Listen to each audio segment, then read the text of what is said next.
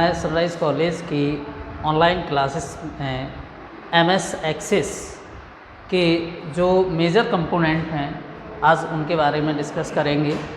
तो इसमें जो सबसे पहले तो हमें ये आइडिया होना चाहिए कि MS एक्सेस है क्या। MS एक्सेस एक ऐसा सॉफ्टवेयर है जिसके द्वारा हम डेटाबेस को आसानी से क्रिएट करते हैं। ये MS एक्सेस एक पैकेज का पार्ट है जिसे हम PC पैकेज के नाम से जानते हैं। PC पैकेज के अंतर्गत एक पार्ट होता है MS एक्सेस जो डेटाबेस क्रिएशन के लिए महत्वपूर्ण होता है। इस MS एक्सेस के कुछ महत्वपूर्ण कंपोनेंट्स हैं जैसे table, relationship, queries, forms, report. इसके अलावा भी कुछ और भी कंपोनेंट्स होते हैं जो महत्वपूर्ण हैं। हम उनमें से कुछ को डिस्कस करेंगे। जैसे यहाँ पर पहला मैं ले लेता हूँ टेबल एक्चुअल में जहाँ पर डेटा का रो और कॉलम के रूप में अरेंजमेंट होता है उस स्ट्रक्चर को हम क्या बोलते हैं, टेबल। जैसे मान लीजिए हमने यहाँ पर इस तरीके से कोई भी संरचना बना ली तो ये हम इसको कहेंगे टेबल स्ट्रक्चर।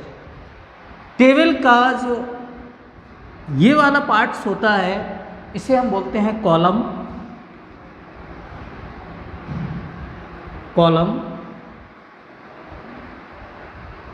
और ये वाला जो पार्ट होता है इसको बोलते हैं हम रो। कॉलम को एक और नाम दे सकते हैं हम फील्ड। जैसे यहाँ पर मान लीजिए मैंने एस नेम दे दिया, एस नंबर, यहाँ पर दे दिया नेम और यहाँ पर दे दिया क्लास। ये टेबल के हमने कॉलम के नाम जैसे हम निर्धारित करते हैं तो इन्हीं कॉलम्स को हम फिर फील्ड के नाम से जानते हैं। ये फील्ड यह निर्धारित करती हैं कि इस कॉलम में किस टाइप की वैल्यू स्टोर की जाएगी या कौन सी वैल्यू होगी। जैसे यहाँ पर सीरियल नंबर है तो इसका तात्पर्य यह है कि इस कॉलम में जितना भी वैल्यू आएगी तो उसमें क्या होंगे, सीरियल नंबर होंगे, इसमें नेम ही नेम होंगे और इसमें क्लासेस होंगे। यहाँ पर जैसे मान लीजिए मैंने यहाँ पर ये डेटा फिलअप किया। इस डेटा को सभी फील्ड के अलग अलग डेटा है ये। जब इस डेटा को हम एक साथ बोलेंगे तो ये कहलाएगा हमारा क्या, रिकॉर्ड। क्या कहलाएगा, रिकॉर्ड। तो इस तरीके से हम कह सकते हैं कि एक रो, टेबल का एक रो एक कंप्लीट रिकॉर्ड को प्रदर्शित करता है और कॉलम, टेबल का एक कॉलम एक ही टाइप की वैल्यू को प्रदर्शित करता है। ये हम यहाँ पर टेबल के बारे में पढ़ रहे थे। दूसरा जो कंपोनेंट है हमारा वो है रिलेशनशिप।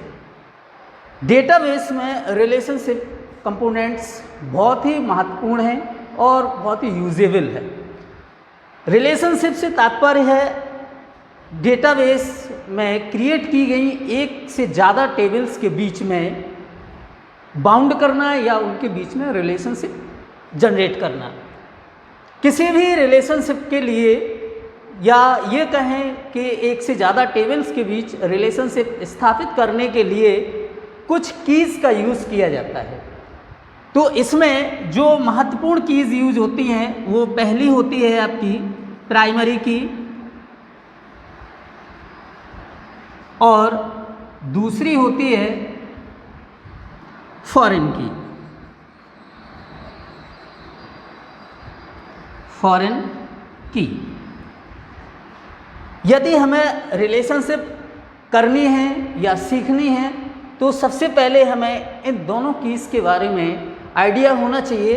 यदि हम दोनों कीज़ के बारे में आइडिया नहीं रखते हैं तो हम किसी भी एक से ज़्यादा टेबल्स के बीच में रिलेशनशिप नहीं कर सकते।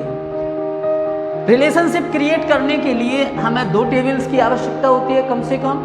तो जो हम पहले टेबल लेते हैं उसमें जो भी कॉलम हम प्राइमरी की निर्धारित करते हैं, प्राइमरी की कॉलम, ऐसे कॉलम को हम निर्धारित करते हैं जिसमें वैल्यू यूनिक हो, अर्थात कि ऐसा कॉलम जिसमें वैल्यू को हम रिपीट ना कर सकें या उसमें वैल्यू के रिपीट होने की संभावना कम हो, उस कॉलम को हम क्या करते हैं, प्राइमरी की निर्धारित करते हैं।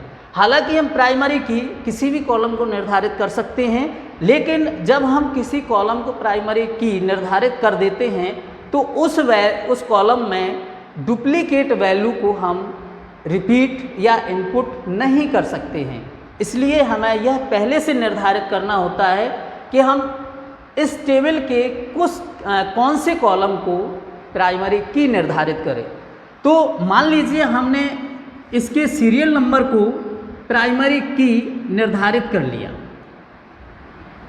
अब इसमें सीरियल नंबर कॉलम में जितने भी आप वैल्यू डालेंगे सभी वैल्यू एक दूसरे से अलग होगी। कहने का तात्पर्य है कि वो मैच नहीं होगी। यदि आप एक जैसी वैल्यू इसमें इनपुट करते भी हैं तो MS एक्सिस जो हमारा सॉफ्टवेयर है वो आपको वार्न करेगा और वैल्यू इनपुट करने में आपको रुकावट जनरेट करेगा या उत्पन्न करेगा। ठीक है, तो ये हो गया आपका एक टेबल जिसमें हमने प्राइमरी की बनाई। सेम इसी प्रकार से हम दूसरी टेबल भी लेते हैं। इस टेबल में हमें सिर्फ यह डिसाइड करना पड़ता है कि जो कॉलम इस टेबल में हमने प्राइमरी की बनाया है वो कॉलम इसमें होना ही चाहिए। मतलब जिस टेबल से हम एक टेबल को लिंक कर रहे हैं उसकी प्राइमरी की इस कॉलम में उसी नाम से होनी चाहिए, तो और वैल्यू सेम होनी चाहिए। जो वैल्यू आपने प्राइमरी की के कॉलम में फिलअप की है सेम वही वैल्यू आपकी इस कॉलम में होनी चाहिए। यहाँ पर अन्य कॉलम आप कुछ भी ले सकते हैं, जो आपकी आवश्यकता है उसके अनुसार आप यहाँ पर कॉलम बढ़ा सकते हैं। ठीक है, जैसे ही आप सेम कॉलम लेते हैं तो ये कॉलम ऑटोमेटिकली ही फॉरेन की तरह कार्य करने लगेगा, जिससे हमारी ये टेबल और ये टेबल दोनों आपस में क्या हो जाएंगे, लिंक हो जाएंगे। इस टेबल को हम मास्टर टेबल, इस टेबल को हम क्या कहते हैं, मास्टर टेबल कहते हैं। मास्टर टेबल अर्थात जिस टेबल में प्राइमरी की है उसे हम मास्टर टेबल कहेंगे, और जिसमें मास्टर टेबल का प्राइमरी की कॉलम यूज हो रहा है उसे हम स्लैब टेबल कहेंगे। क्या कहेंगे, स्लैब। या हम ये कह सकते हैं कि ये पेरेंट टेबल हो गया और ये चाइल्ड टेबल हो गया। आज हम इस क्लास में सिर्फ इन दो ही कंपोनेंट्स के बारे में डिस्कस कर रहे हैं। आगे की क्लासेस में हम और नेक्स्ट जो कंपोनेंट हैं उनके बारे में डिस्कशन करेंगे। धन्यवाद। घर पर रहिए, कोरोना से बचाव करिए और पढ़ाई करिए।